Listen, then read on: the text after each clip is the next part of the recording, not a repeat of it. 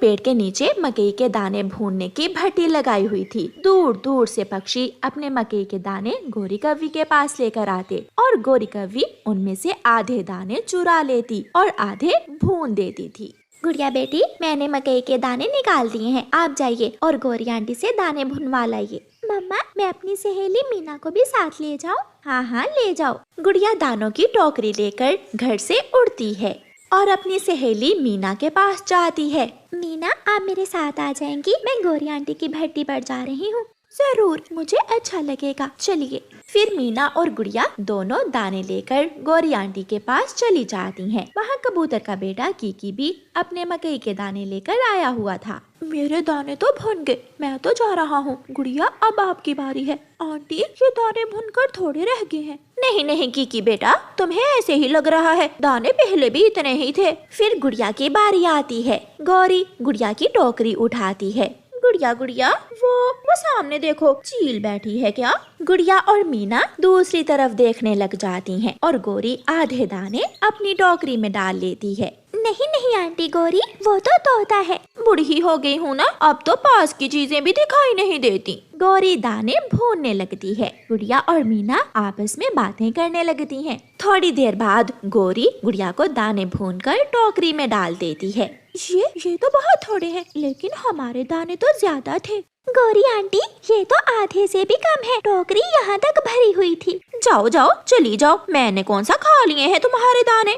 गुड़िया और मीना अपनी टोकरी उठाकर चली जाती हैं। गुड़िया, अब मैं घर जाती हूँ, मुझे अपना होमवर्क भी लिखना है अभी। मीना अपने घर चली जाती है और गुड़िया अपने घर। गुड़िया बेटी, ये तो बहुत थोड़े दाने हैं, बाकी के दाने कहाँ हैं? मम्मा, यही तो मैं सोच रही हूँ। गोरी आंटी से भी कहा, लेकिन गोरी आंटी है कि मान ही नहीं रही। मैं जाती हूँ और पूछती हूँ उससे। मम्मा चिड़िया अपने घर से निकलती है। गोरी भी अपना सामान उठाकर घर जाने ही वाली थी। गोरी बहन, गुड़िया के दाने किसी ने निकाले हैं क्या? निकाले हैं क्या मतलब? मैं चोरनी हूँ? मैं यहाँ मेहनत करने आती हूँ। दाने भून भून कर मेरा रंग काला हो गया है और तुम मुझे चोरनी बोल रही हो। नहीं नहीं, मैंने तो पूछा था, शायद आपको पता हो।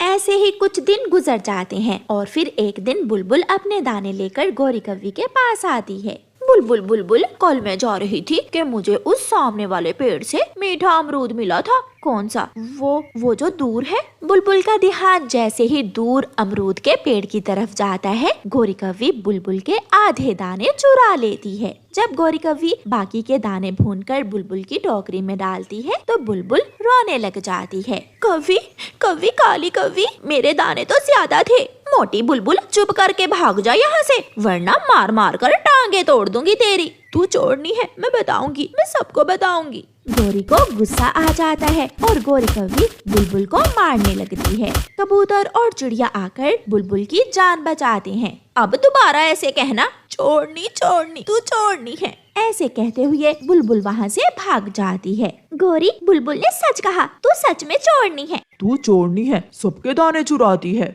पूरे जंगल में बात फैल जाती है और सबको पता चल जाता है। और अब कोई भी पक्षी गोरी के पास अपने दाने लेकर आने की बजाय मैना के पास जाने लगते हैं। मैना के पास पक्षियों की भीड़ लग जाती है और गोरी कव्वी बैठी मक्खियाँ मार रही थी। अब तो गोरी कव्वी के पास खाने को भी दाना नहीं बचा था, वो बैठी रो रही थी। अच्छा भला घर का खर्चा चल रहा था और खाने को दाना भी मिल रहा था। मेरे लाल